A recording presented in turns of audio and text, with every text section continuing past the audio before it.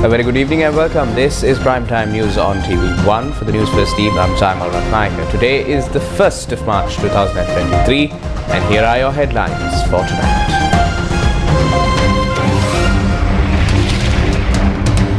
Trade unions launch joint movement against tax regime, salary anomalies and medicine shortage.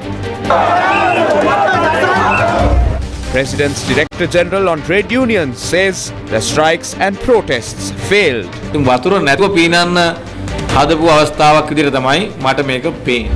Professionals warn that if no solution is provided, continuous strikes will be in effect from next week. Hold free and fair local elections without delay. US Senate Foreign Relations Committee tells Sri Lanka. Rupee makes steady appreciation. Kerosene prices reduced.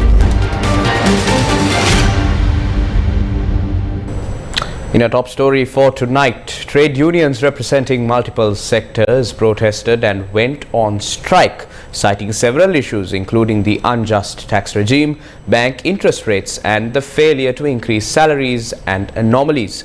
The Professionals Trade Union Collective engaged in a token strike and also protested during the day.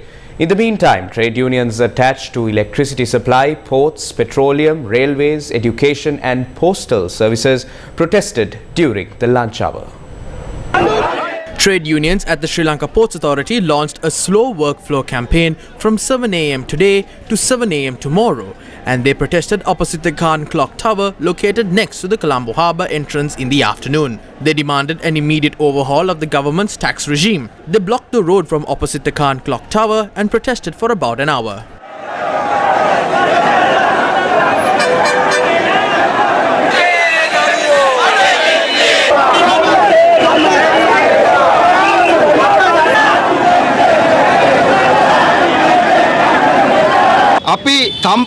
Though we did not launch a complete strike, around 75% of the daily operations have been crippled. Our message to Ranil Wickremesinghe and the administration is to intervene and solve this tax issue. We wish to tell Ranil Wickremesinghe that issuing gazettes will not force us to take a step back in the strike action we have launched at the port. He must withdraw this unjust tax policy. Until then, we will continue our trade union action. If Ranil Wickremesinghe does not heed our request, we are ready to bring all trade unions linked to banking, health, universities, electricity, petroleum, telecom and so on together and launch a massive strike action. We will launch a continuous strike. If the government and the administration is trying to claim there is work to do in the ports, we wish to tell them that we love our institution more than they do. We love our country, and that is why we're engaged in this struggle strategically. We're on a work to rule campaign because we work for a critical economic center. If we shut down operations, the country would face destruction. However, we will be compelled to shut down the port to secure solutions to our demands. The Ceylon Bank Employees Union of the Professionals Trade Union Collective engaged in a one-day strike today. This strike is extremely successful. We have 637 branches and none of the employees or senior staff members have reported to work. This is just the beginning and we will take stern action in future. We never say we can't pay taxes, but those tax limits have to be fair for all. If not, most professionals will contemplate leaving the country and they are in the midst of a crisis.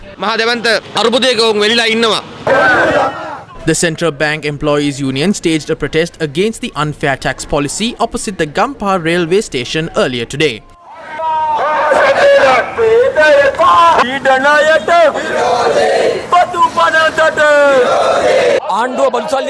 At a time when inflation is sky high, the government has robbed a share of our salaries in the guise of collecting taxes. We urge the government to amend this unfair and unlawful tax policy. If they are unable to pay heed to this request, we urge them to listen to the people's voice, hold elections and leave.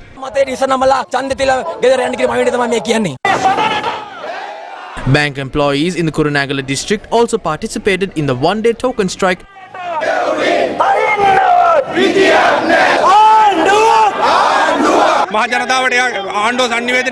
The government is communicating a wrong message to the public to the effect that professionals don't like to pay taxes. But as professionals, we like to pay taxes. But those taxes should be aligned with proper limits. We have better proposals to calculate taxes in a fair manner. But so far, none of these proposals have been taken up for discussion. Bank employees staged protests in Gaul, Matra and Anuradhapura as well.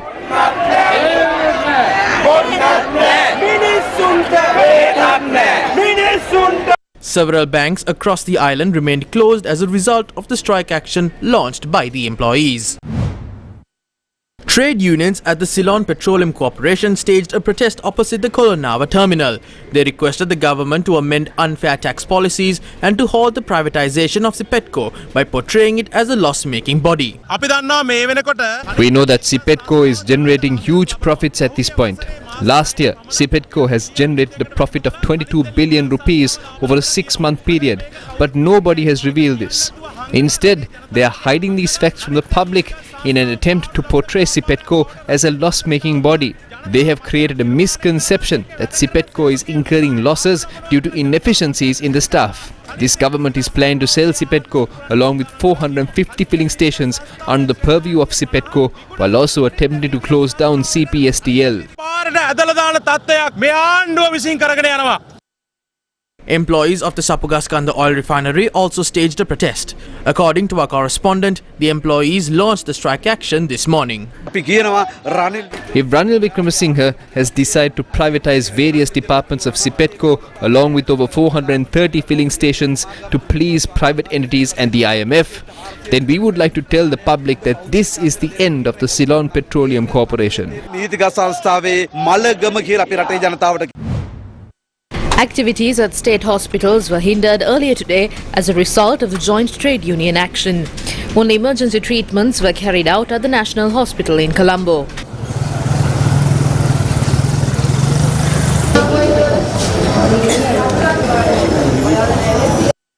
Nursing staff at the National Hospital engaged in a protest this afternoon.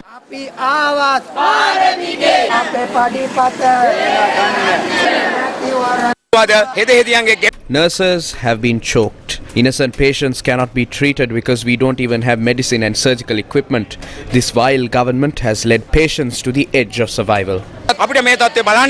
Another protest organised by the Collective of Health Trade Unions was held opposite the National Eye Hospital in Colombo today, citing 8 demands, including the reduction of interest rates. Staff of the Lady Ridgeway Hospital for Children expressed their opposition in this manner, highlighting increasing cost of living, electricity tariff hikes and the new tax regime.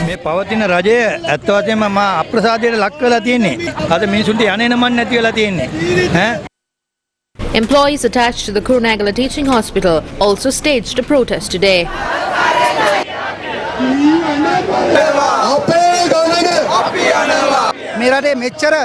This country has become a hotspot for corruption. None of the people who are engaged in it are being brought to book. Even an egg is imported. At a time like this, the people of the country are being taxed unfairly, obstructing their only way of affording a meal. State workers and private sector employees have no money left once they pay their electricity bill, settle their debt and pay their taxes.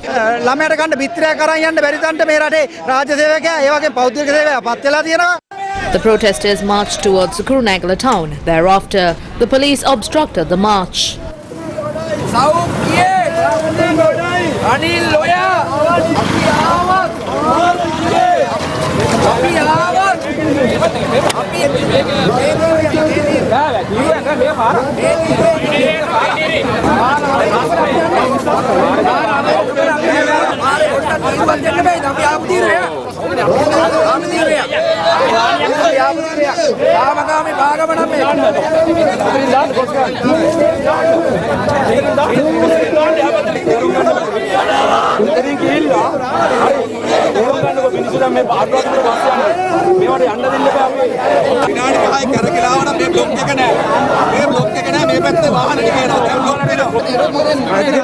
The crowd headed towards the hospital shortly after.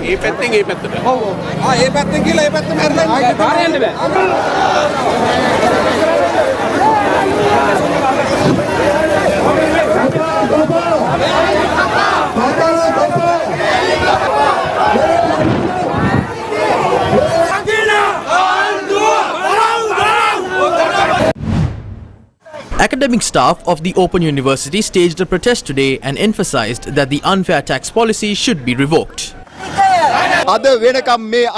The government has failed to provide any favorable solution to our tax problem. Today, the entire working community is engaged in this strike action against the unbearable cost of living. The Ranil Rajapaksa government does not seem to care. They don't even have an answer to the people's problems.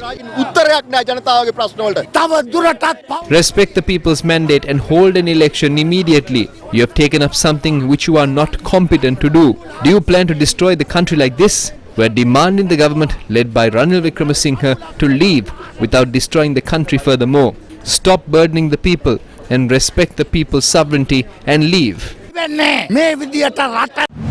23 university trade unions convened a joint media briefing expressing their support for the trade union action launched by the collective of trade unions. If they want to increase the government revenue, they must follow a fair tax policy. It should not be based on personal motives. If a fair tax policy is followed, then I don't think anyone would refrain from paying taxes. There is no fair reason for anyone to do so.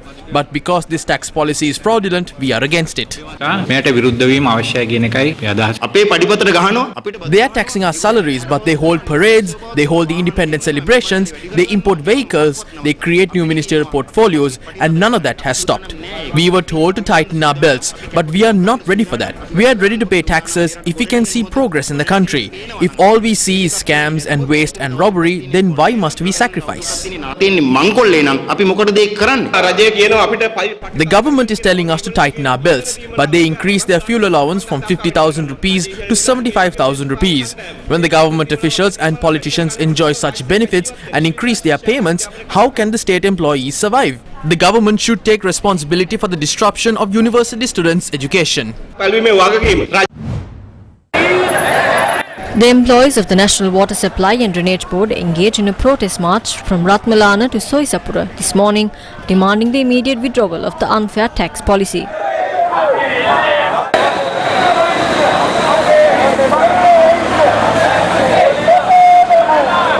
If this tax policy is not revoked, we will have to enter into more rigorous trade union action. We will also go on continuous strikes from the 8th. The government is solely responsible for this. The government, including Ranil Wickremesinghe, should take responsibility for creating deserts.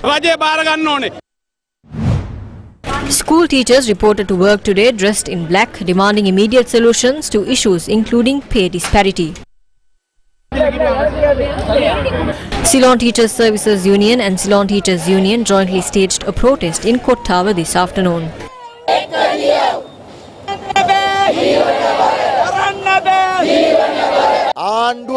The government forced teachers and principals to fall on their knees. So we are not ready to back down. We are ready to take forward this fight together with the entire working masses of this country by further strengthening our action.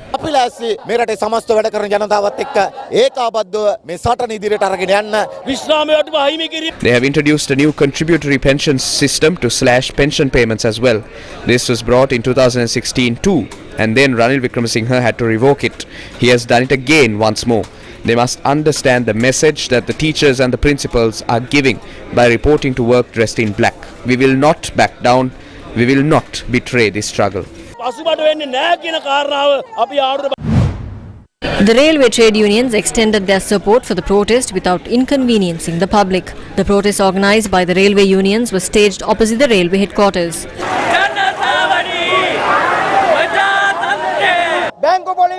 The bank interest rates must be reduced. The electricity tariff must also be reduced. We cannot pay the payee tax. Everyone has been inconvenienced. That is why today we came to the railway headquarters as the Railway Trade Union Alliance and a number of railway trade unions banded together to stage this protest. You cannot go beyond this, Ranil Wickremesinghe.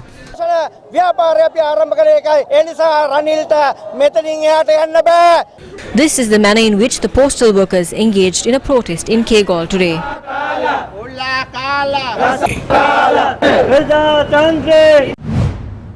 The The Director General of Trade Unions to the President responded to Wednesday's trade union action. The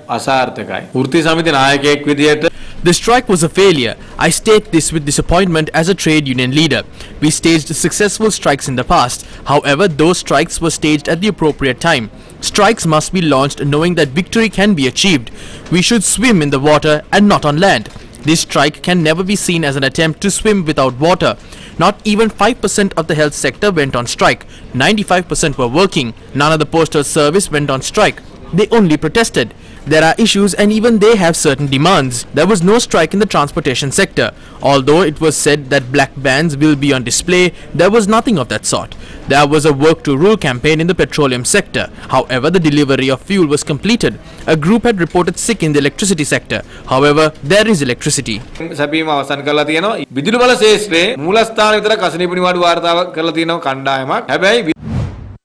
Professionals Trade Union Alliance claimed that the token strike launched today would be continued if they don't receive a proper response. They further said that they expect a solution on or before the 8th of March. The insensitive rulers tried carrying out services, but we didn't allow it to happen. Therefore, this is a situation created by the rulers. After the 8th of March, a series of trade union actions will be launched without prior notice. The Essential Services Act is now taken into consideration. This act is taken into consideration to provide relief to the people. But the people are now being burdened and they are ultimately taking to the streets. The government is bringing these laws to suppress people. There is a week's time for the rulers to provide solutions. Our next step is to launch continuous strike action. We have no intention of continuing this beyond March. Therefore, we need solutions within the month of March. If there are no solutions by next week, we will have to take stern trade union action with all other professionals.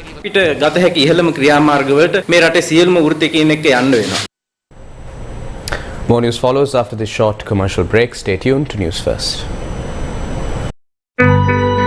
Atra Magazine's launch of the Lucky Sena Nayaka edition and Art Experiential Festival takes place on the 4th and 5th of March at Chatwing Lighthouse Gaol. Call 077-570-1891 for details. Tickets on curated art talks and tours celebrating the works of one of Sri Lanka's iconic artists at the festival.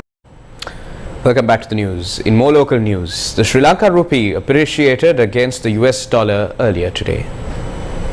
The Sri Lankan rupee is gradually appreciating against the US dollar. The buying rate of the US dollar at state banks was 353 rupees, while the selling rate was 363.3 rupees. The selling rate of the US dollar at some commercial banks was 360 rupees. The International Finance Corporation, or the IFC, the World Bank's investment arm, said it will provide Sri Lanka a $400 million cross-currency swap facility to help fund essential imports. 3 private banks, which together deal with over 30% of Sri Lanka's remittances and exports, will receive the facility to fund essential imports, including medicine, food and fertilizer. Economists point out that this swap could have attributed to strengthening the Sri Lankan rupee. The price of a litre of kerosene will be reduced by 50 rupees with effect from midnight today. The President's Media Division said the President approved the price drop. The new price of a litre of kerosene is 305 rupees. The price of a litre of Lanka industrial kerosene will be reduced by 134 rupees. The new price will be 330 rupees. While the government reduced kerosene prices, the chairman of the Public Utilities Commission of Sri Lanka, who continuously opposed the electricity tariff hike, returned to his office on Wednesday. On the 16th of February, his office was sealed. Sri Lanka police opened the office today and several documents were taken away.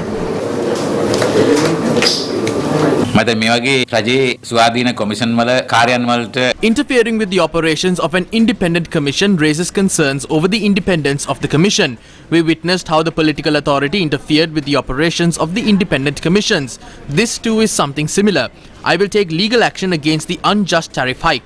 The electricity consumers need not have any fear. We will use our expertise against this, as the decision to increase the tariff was illegal. The party leaders have decided to go ahead with a two-day debate on the adjournment motion that will be brought forward by the opposition on the right to vote. This debate will take place on the 9th and 10th of March. The party leaders' meeting took place under the chairmanship of the Speaker. Parliament will meet from the 7th to the 10th of March, and time was allocated for the adjournment motion by the opposition to be debated.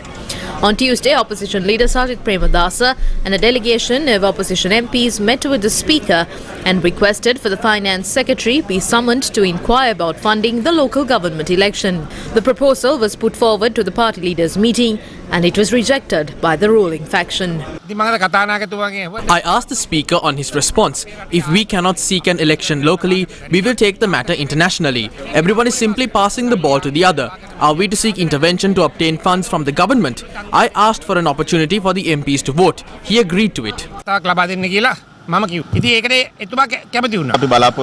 We hope to debate the matter on the 9th and 10th of March and allow the MPs to express their views. Thereafter, we hope to pass a resolution on providing 10 billion rupees for the election. After that, the Finance Ministry will have to provide the funds. We as a party oppose delaying the election. We agreed to the debate. The US Senate Foreign Relations Committee has urged the government of Sri Lanka to hold free and fair local elections without delay. In a tweet, the US Senate Foreign Relations Committee noted that any effort to take away the voice of the people of Sri Lanka is undeniably undemocratic and a direct violation of Sri Lanka's rights. They say we need America's support in order to get funds from the IMF. If they told America that the election will be held, and now if the government is saying that the government cannot be changed through an election, the US Senate Foreign Relations Committee has tweeted demanding elections. One innocent life was lost. There cannot be more victims. Hold the election. How valuable is the human life? He came to fight for his democratic right to run for the election. A group of party leaders representing the Freedom People's Alliance met opposition leader Sajith Premadasa at the opposition leader's office today. Matters including holding the election and the appointment of parliamentary committees were discussed during the meeting. We have 36 members representing 3 opposition parties. We left the SLPP and now represent the opposition. We came to discuss about our representation in the committee. The opposition leader agreed to take necessary measures to solve this issue. They are trying to cancel the election, stating a lack of funds at a time when all necessary preparations were made. We cannot accept this. Ranil Wickremesinghe is on a dictator's journey. It is against democracy. We will unite to oppose this journey. The final rites of the Jatika Janabalawegaya candidate for the Nivithigala Pradeshiya Sabha, Nimal Amarasiri, who died in the hospital following a protest on Sunday, took place this evening. Nimal Amarasiri was a 63-year-old at the time of his passing and was a former administrative officer at the Sri Lanka State Plantations Corporation. Leader of the Jatika Janabalawegaya, Anurakumara Dissanayake, also paid his last respects. A large number of people visited the residence of the late Nimal Amarasiri to pay their respects. The final rites were performed at the Domagammana Public Cemetery in Nivithigala. The Court of Appeal yesterday held that provisions of the RTI Act are also applicable to members of Parliament.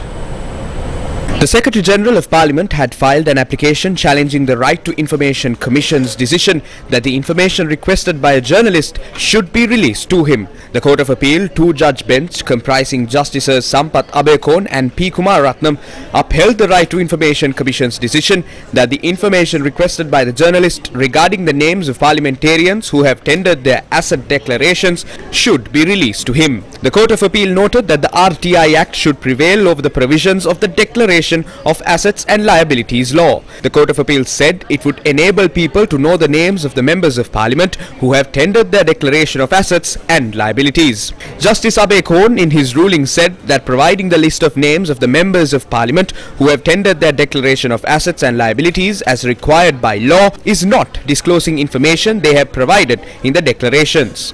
Justice Abeyakone said that the members of Parliament are persons who are elected by the people and maintained by the people, and they are expected to abide by the laws of the country at all times and provide examples for others to follow.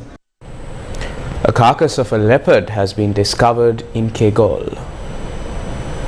A carcass of a leopard was found in Bulletin, Detukela, located in the Kegol district. The leopard is suspected to have been caught in a snare. Following a tip-off received from the villagers, the wildlife officials arrived at the location. However, their efforts to save the leopard were futile. The Ride for Ceylon charity ride was flagged off from Arugambe this morning. The 7th annual tour of Jaffna, also dubbed Ride for Ceylon, was flagged off from Arugambe on Wednesday morning and reached Batiklo. Ride for Ceylon is aimed to redevelop and expand the historic Green Memorial Hospital Manipai in the war-gutted Jaffna.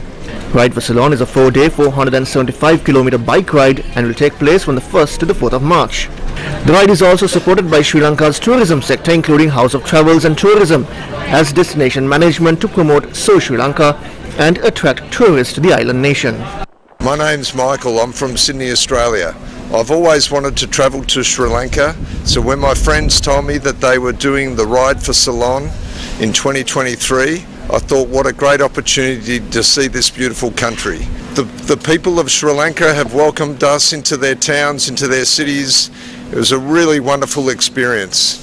There is a big purpose behind this. We are doing all this for Manipai Green Memorial Hospital to really ensure that we equip that hospital with essential machines like X-rays, MRI, etc.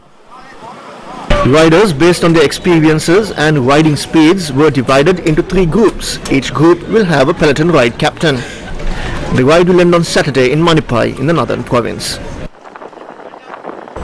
International Women's Day 2023 falls on the 8th of March, and tonight we take a look at a female pilot attached to Sri Lankan Airlines who never gave up on her dreams.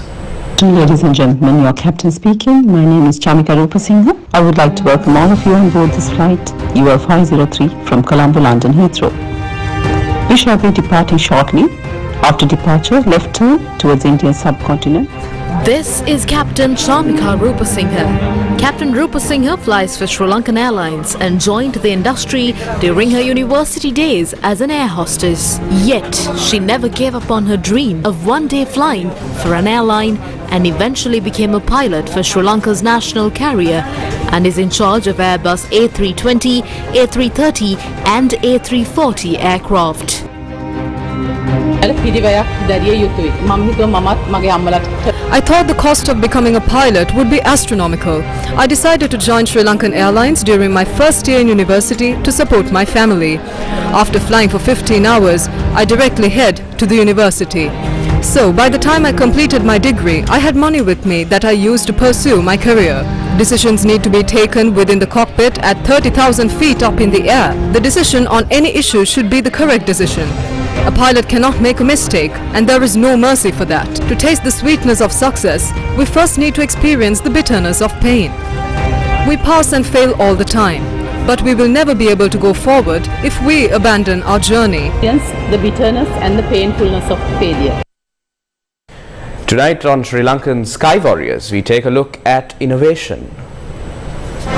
Sri Lankan Sky Warriors.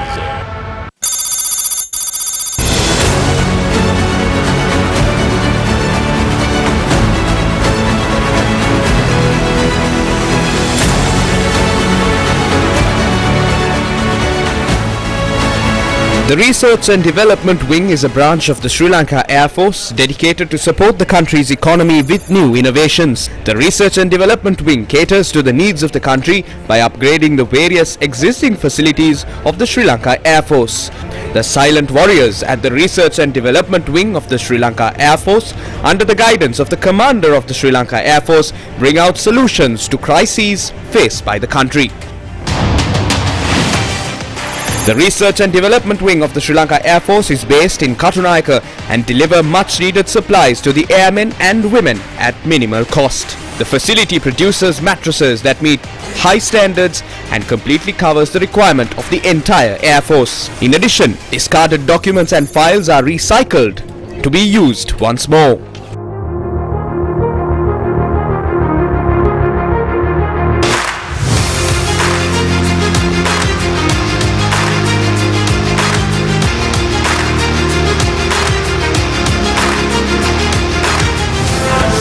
Lankan Sky Warriors. And with that, it's a wrap of primetime news for tonight. However, stay tuned to TV1 and News First as Face the Nation is up next. For the News First team, I'm Jaima Ratnayaka. Take care and good night.